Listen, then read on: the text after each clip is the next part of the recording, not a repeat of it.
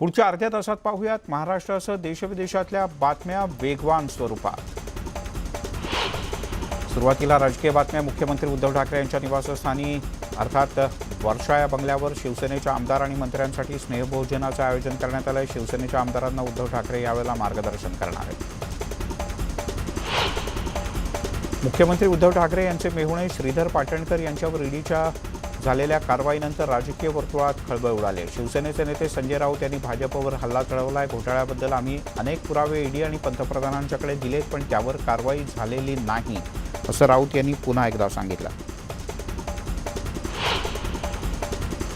शिवसेनेवर टीका करणारे भाजपचे नेते मोहित भारतीय हे मुंबई महापालिकेच्या रडारवर आहेत, कारण मोहित भारतीय ज्या घरात राहतात त्या घरी मुंबई पालिकेच्या पथकानं पाहणी केली। गेल्या 24 तासात पालिकेकडून मोहित भारतीय यांना एकूण 14 नोटिसा बजावण्यात आल्या। यवतमाळमध्ये शिवसेना आणि भाजपमध्ये चांगलाच संघर्ष पेटलाय। अशात भाजप महिला मोर्चाकडून शिवसेना खासदार भावना गवळी हरवल्याची तक्रार पोलीस स्थानकात करण्यात आली। यामुळे दोन्ही पक्षातील वाद वाढण्याची शक्यता आहे। कोल्हापूरच्या निवडणुकीच्या निमित्तानं भाजपनं आज जोरदार शक्ती प्रदर्शन करत अर्ज दाखल केला। यावेळेला भाजपचे प्रदेशाध्यक्ष चंद्रकांत पाटील यांनी सतेज पाटील यांच्यावर टीका केली। सतेज पाटील यांनी स्वतःच्या प्रतिष्ठेपोटी ही निवडणूक लादली, असं चंद्रकांताला म्हणाले। विधान परिषदेला आम्ही सतेज पाटील यांना बिनविरोध निवडून दिलं होतं, याची तरी त्यांनी जाणीव ठेवायला हवी होती, असा पलटवार त्यांनी केला। मुंबई मराठा क्रांती मोर्चाचा एल्गार पाहायला मिळाला। यावेळेला आक्रमक कार्यकर्त्यांचा मोर्चा सिल्व्हर ओकवर धडकणार होता। सिल्व्हर ओक हे शरद पवार यांचं निवासस्थान आहे, मात्र पोलिसांनी यापूर्वीच कार्यकर्त्यांना ताब्यात घेतलं। राज्य सरकारच्या GR विरोधात हे आंदोलन करण्यात येणार होतं। कोरोनामुळे 2 वर्षांपासून थांबलेले सर्व मेळावे पुन्हा एकदा सुरू झाले। 2 एप्रिलला गुढीपाडव्याच्या दिवशी मनसेचा भव्य मेळावा शिवाजी पार्कवर होणार आहे। काही दिवसांपूर्वी पुण्यामध्ये राज ठाकरे यांनी पाडवा मेळाव्यात पिक्चर दाखवणार अशी गर्जना केली होती, त्यामुळे ते काय बोलतात याकडे सगळ्यांचं लक्ष लागलं।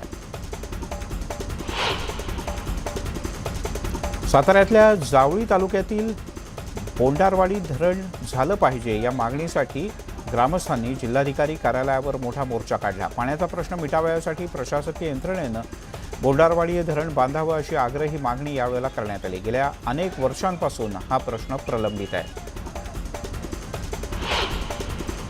नाशिकच्या ओझरमध्ये भाजपच्या पदाधिकाऱ्यांनी आंदोलन केलं। प्रशासक नियुक्तीपासून शहरातील कचरा समस्येकडे दुर्लक्ष होत असल्यानं या पदाधिकाऱ्यांनी तहसील कार्यालयात कचरा आणून ओतला। यावेळेला कार्यकर्ते कचऱ्याचे ट्रॅक्टर घेऊन निफाडच्या तहसील कार्यालयात दाखल झाले।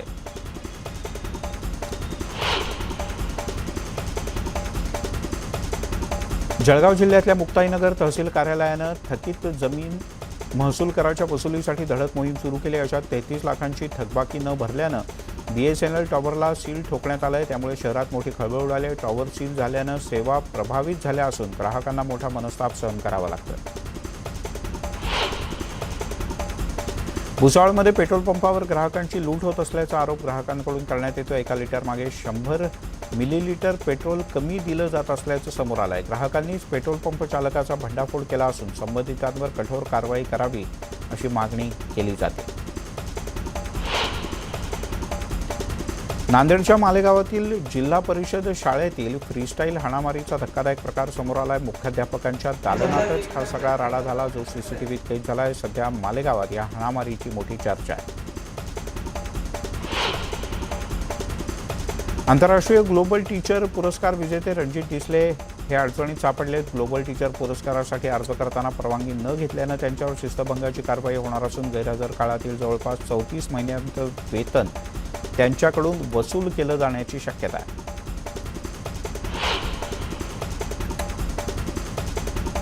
एसटीचं विलिनीकरण अशक्य असल्याचं राज्य मंत्रिमंडळाच्या बैठकीत शिक्कामोर्तब करण्यात आलं। एसटी विलिनीकरणाच्या समितीच्या अहवालाला मंत्रिमंडळाच्या बैठकीत मंजुरी देण्यात आली। दरम्यान शुक्रवारी या अहवालाच्या संदर्भात राज्य सरकारच्या वतीनं निवेदन दिलं जाणार आहे। नाशिकमध्ये एका एसटी कर्मचाऱ्यानं गळफास घेऊन आत्महत्या केली। शिवनाथ फापाडे असं या कर्मचाऱ्याचं नाव असून ते शहापूर आगारात कामाला होते। आर्थिक विवंचनेतून त्यांनी आपलं आयुष्य संपवल्याचं नातेवाईकांचं म्हणणं आहे।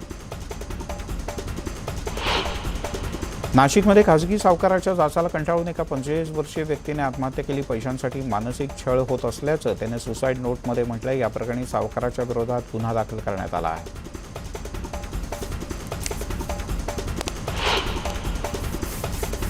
पुणे विमानतळावर कस्टम विभागाच्या अधिकाऱ्यांनी UAE इथून आलेल्या एका विमानातल्या एका प्रवाशाच्या ताब्यातून 46,66,66,000 रुपये किमतीचे हिरे जप्त केले. या प्रकरणी पुण्यातल्या कोंढवा भागात राहणाऱ्या 32 वर्षीय तरुणीला चौकशीसाठी ताब्यात घेण्यात आलंय.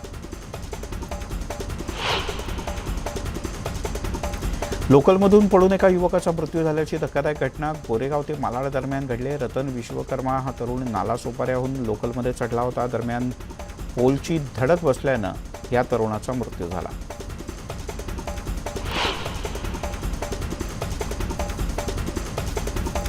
उल्हासनगरमधल्या एका धोकादायक इमारतीचे काही मजले एकामागोमाग एक कोसळल्याची घटना समोर आली. इमारतीत कोणीही राहत नव्हतं, त्यामुळे मोठा अनर्थ टळला.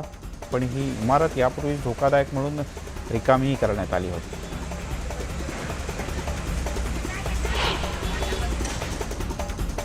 कोल्हापूरमध्ये कार अपघातामध्ये एक विद्यार्थी गंभीररीत्या जखमी झाला. अपघातानंतर कारनं अचानक पेट घेतल्यामुळे एकच खळबळ उडाली. कारवरील ताबा सुटल्यानं हा अपघात झाल्याचं बोललं जात आहे.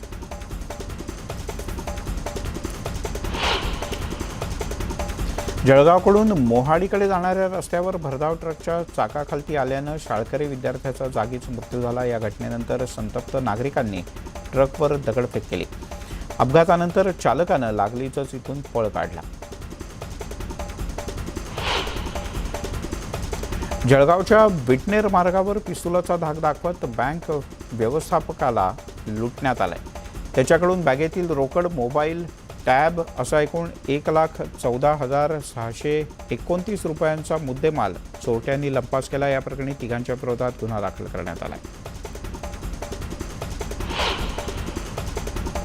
उल्हासनगरमध्ये 2 चोरांच्या पोलिसांनी मुसके आवळले.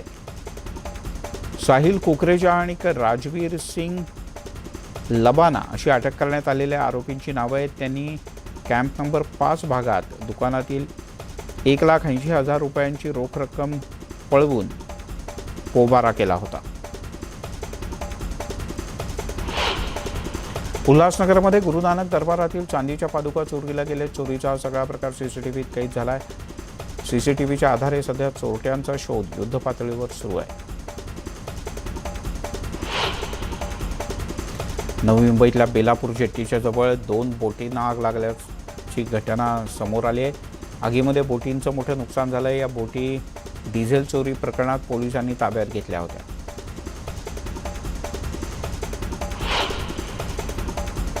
नाशिकमध्ये सटाणा तालुक्यातील मुंजवाड इथे निफाडच्या सुरवाडे वाकड या भागात ट्रान्सफॉर्मरला भीषण आग लागली. यामुळे परिसरातील वीज पुरवठा खंडित झाला आहे. शेतकऱ्यांना पिकांना पाणी देणं सुद्धा अवघड बनलंय.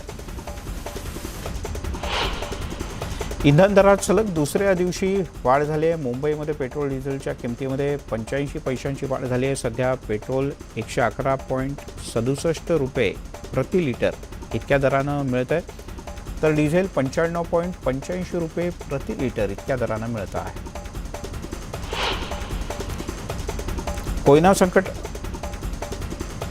कोयनेच्या परिसरात बांधकाम क्षेत्र आता कोरोनाच्या संकटापासून आता बांधकाम क्षेत्र सावरलं आहे. यातील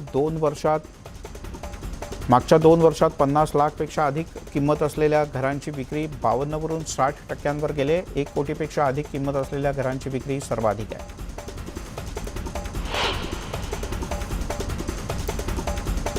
नवी मुंबईतल्या बेलापूर किल्ल्याच्या संवर्धनाचं काम सिडकोच्या मार्फत सुरू करण्यात आलं. किल्ल्याची पूर्ती दुरवस्था झाली असून प्रशासनाची अनास्था याला कारणीभूत असल्याची खंत आमदार शशिकांत शिंदे यांनी विधान परिषदेत व्यक्त केली. यानंतर सदर किल्ला लवकरात लवकर पुरातत्व विभागाकडे हस्तांतरित केला जाईल अशी ग्वाही नगरविकास मंत्री एकनाथ शिंदे यांनी दिली. नवी मुंबई महापालिकेतील लेट लतीफ कर्मचाऱ्यांवर कारवाईचा बडगा उगारण्यात आला आहे. अचानक केलेल्या पाहणीमध्ये कर्तव्यावर हजर नसलेल्या कर्मचाऱ्यांच्याकडून खुलासा मागवण्यात आला. आतापर्यंत 191 लेट लतीफ कर्मचारी त्यांचं वेतन सुद्धा कापण्यात आलं आहे. नवी मुंबई महानगरपालिकेमध्ये सीसीटीव्ही कॅमेरे बसवण्याच्या कामाला अखेर सुरुवात झाली. पुढच्या 8 महिन्यामध्ये संपूर्ण शहर परिसरात 1,500 सीसीटीव्ही कॅमेरे लावले जात आहेत. संबंधित ठेकेदाराला 21 नोव्हेंबर 2022 पर्यंत काम पूर्ण करण्याची मुदत देण्यात आली.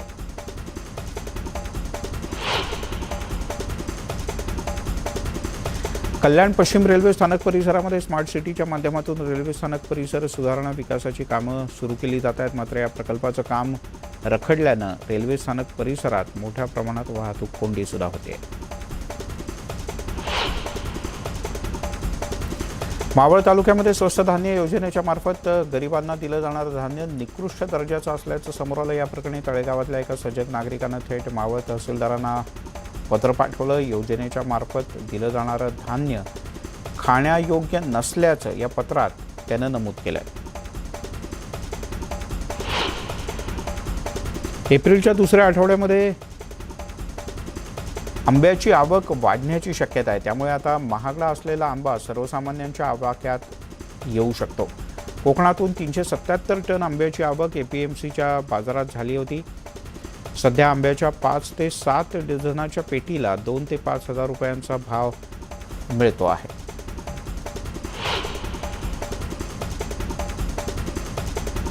शिमग्यासाठी कोकणात गेलेल्या लाखो चाकरमान्यांचा परतीचा प्रवास सुरू झाला आहे. यामुळे रेल्वे स्थानकात प्रवाशांची प्रचंड अशी गर्दी पाहायला मिळते.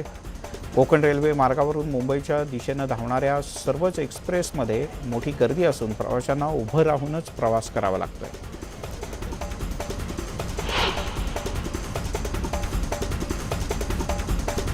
राज्यातले विरोधी पक्षनेते देवेंद्र फडणवीस यांना उत्तर प्रदेशचे मुख्यमंत्री योगी आदित्यनाथ यांनी त्यांच्या शपथविधीसाठी उत्तर प्रदेशात येण्याची विनंती केली आहे. योगी आदित्यनाथ यांनी फडणवीस यांना फोन करून शपथविधीचं निमंत्रण दिलं आहे. उत्तर प्रदेशात 25 मार्चला भव्य दिव्य असा सोहळा होणार आहे.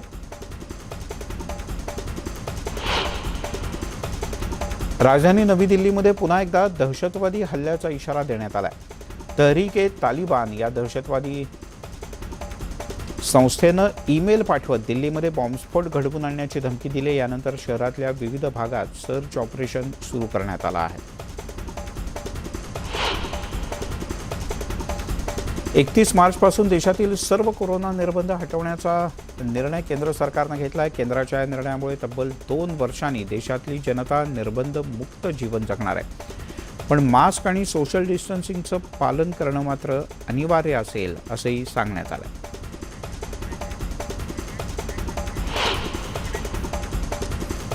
बुलेटिनमध्ये घेऊया एक छोटासा ब्रेक, लगेचच परत येतोय.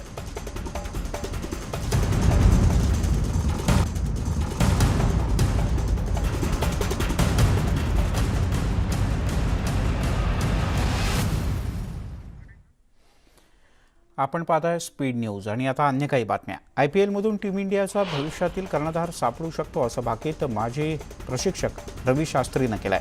रवी शास्त्री यांनी 3 कर्णधारांची नावं सुद्धा सुचवली आहेत. पुढील काळात श्रेयस अय्यर, ऋषभ पंत आणि KL राहुल हे कर्णधार पदाचे दावेदार असू शकतात असं रवी शास्त्री यांचं म्हणणं आहे. टीम इंडियाचा कॅप्टन रोहित शर्मा सध्या IPLच्या तयारीत व्यस्त आहे. टीमसोबत प्रॅक्टिस सुरू असतानाचा रोहित याची लाडकी लेक समायरा सोबत वेळ घालवताना दिसतोय. रोहितनं सध्या त्याच्या लेकीसोबतचा एक व्हिडिओ सुद्धा शेअर केला आहे.